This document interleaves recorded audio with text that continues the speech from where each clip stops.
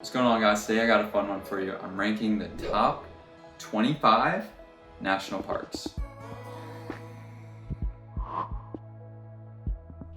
Now, this was a road trip that my girlfriend and I did this past summer. We left from Minnesota, went west to Seattle, down the coast to Santa Barbara, California, back up through the middle of California, through Tahoe, Salt Lake City, all the parks in Utah, all the parks in Colorado, back up through South Dakota, and then back to Minnesota. So we did pretty much all the northwestern parks. We had to skip some of them because of various reasons, but we went to 25 and I'm gonna rank them all right here, right now. Number 25, we got Pinnacles National Park in California.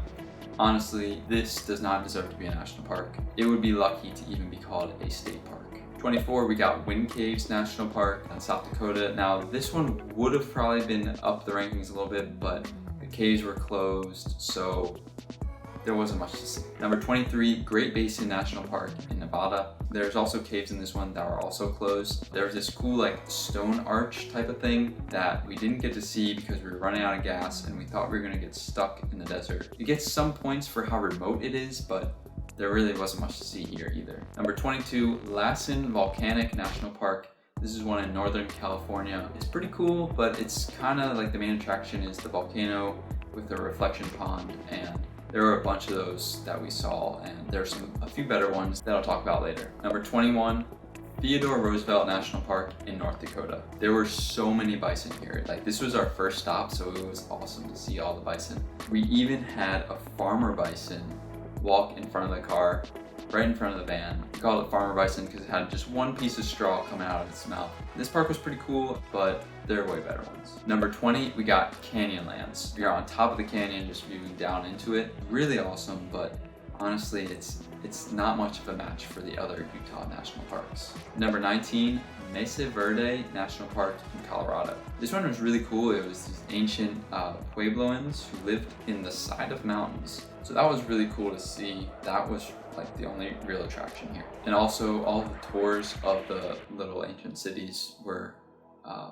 not running. Number 18, Channel Islands National Park off the coast of California. This one's cool. It's composed of 5 islands. We only went to one, and on the way on the ferry ride out, we saw a bunch of dolphins. Dolphins, seals, very beautiful. And then we took a little short hike, hung out at the beach, and there were some really awesome climbing rocks that you can climb on and jump into the water. So that one was pretty nice. Number 17, the Badlands National Park in South Dakota. This one was really cool. It was just like a 42-mile drive through these canyons, like red, yellow, and gray sandstone rock formations. It was really cool. For some strange reason, it reminded me of Spy Kids, just like those little rock formation things. But this one was pretty cool because sometimes you're on top of it, like on top of the canyons, like looking down in them, and then sometimes you're driving through them and towering up on either side of you. So that one is really cool. Number 16, Grand Teton National Park.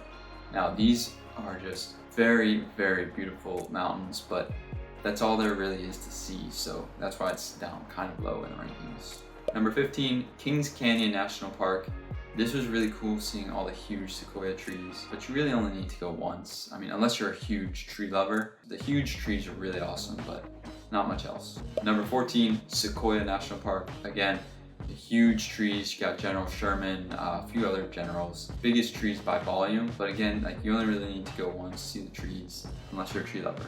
Number 13, Redwood National Park. This is it on the northern California coast. This was really cool because these are like the tallest trees in the world. What I liked about this one was it wasn't crowded at all, and there's a bunch of little trails and stuff where you could just climb on these just huge fallen trees, and just the air there is really fresh. They're just so tall. Number 12, we got Mount Rainier. This was awesome. Snow-capped mountain, beautiful reflection lake, and there was just really, really nice mountains everywhere. Really nice waterfall too. So I really recommend Mount Rainier. Number 11, Bryce Canyon National Park in Utah. Bryce Canyon is one of the favorites. You're on top of the canyon, so you're just looking down into these wild red rock formations. Quite stunning. Now we're getting into the top 10. Number 10, Capitol Reef National Park in Utah. This one, I've never heard of Capitol Reef, but this one's really cool. Whereas Bryce Canyon, you're on top of the canyon looking down. Capitol Reef, you're in it. So you have all these huge canyon rocks jetting up, different colors. Something that sucked about Capitol Reef though was there was this pie shop where we just knew there was gonna be the best pies ever, but it was closed just for that day that we were there because of an electrical maintenance day or something. So sad.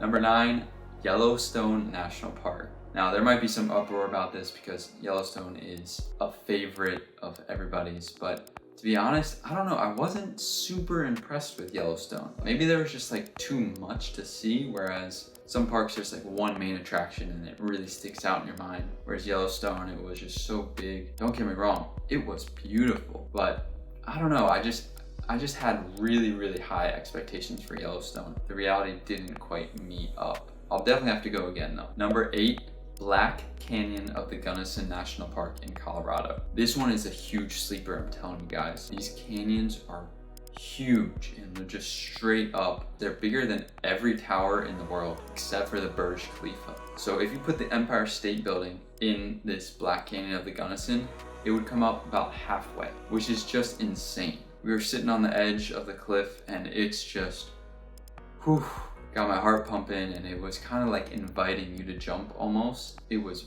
very beautiful.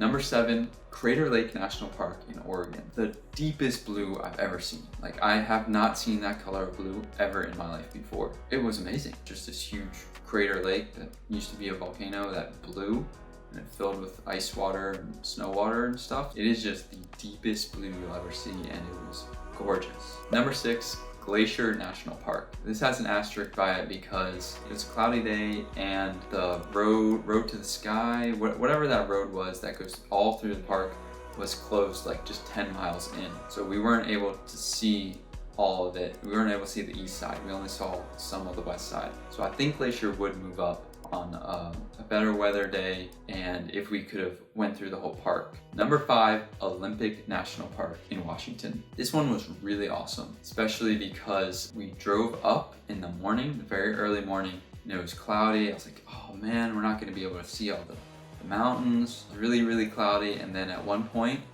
boom, the car emerged from the clouds and we were on top of the clouds. It was incredible. We were on top of the clouds, just looking at the snow-capped mountains, and man, we spent a good few hours up there at the top in the morning, just looking at the snow-peaked mountains, Mount Olympus. And then later on in the day, we drove down all the way to Ruby Beach, which is awesome. That's still part of the national park. Just hung at the beach, so snow-capped mountains, beach, same day.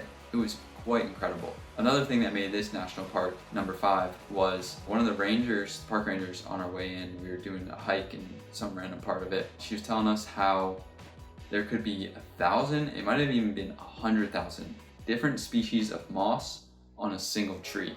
And it was just like wild. It was like a rainforest in there with all the moss and the greenery. Really cool, because you got the forest, you got the beach, you got the mountains. Olympic National Park has everything. Number 4, we got North Cascades National Park. Now this is one where we kind of just drove through really quick.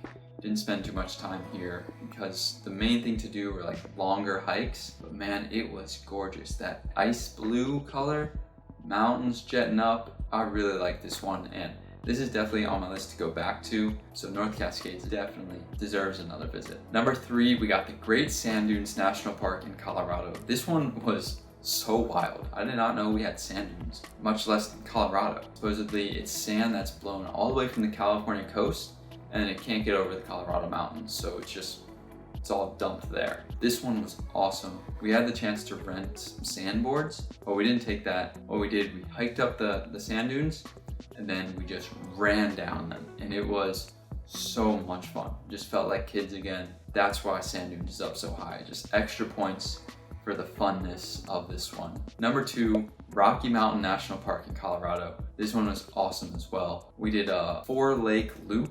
It was Bear Lake, Nymph Lake, Dream Lake, and Emerald Lake. And in my opinion, they just got more beautiful every lake. They all were incredible lakes, but just got more beautiful as time went on. When we got to Dream Lake, it really was like a dream. It was this beautiful lake, really long and skinny with some mountains in the back. Great for pictures. And then we kept on going on to Emerald Lake, and it was the most reflective lake I've ever seen. We were walking up and we were looking and we said, what is this? I thought it was a cliff because it was reflecting some of the logs that were right on the border between the mountain and the lake, and it looked like a piece of glass. Like, it was so reflective and mind-blowing. And later on in the day, it turned a real deep green emerald, of course. And also there was just these incredible climbing rocks. Really easy, but so much fun to just climb the rocks, and just had a blast. And number one, we got Arches National Park in Utah. This one was incredible. There's over 2,000 arches in the park. We saw probably like 20 or 30. It was just wild. There's so many different types of arches, just the rock formations there. I just loved it. I thought it was wild. So I definitely recommend Arches. Honestly, all of the parks in Utah, Colorado, and Washington, those really blew my mind away. The ones in California too were good. Bear in mind, we didn't go to Grand Canyon or Zion or Yosemite, so those three are probably up in the top 5. Take this list with a grain of salt, but still, Arches, definitely number 1. Rocky Mountain National Park and Great Sand Dunes were all really, really great. My top 3 for sure. All of them had their beauty. I recommend going to all the national parks, honestly. That's it for this video, the rankings of the top 25 national parks. Hope you guys enjoyed this video. Remember to like and subscribe. Have a great day.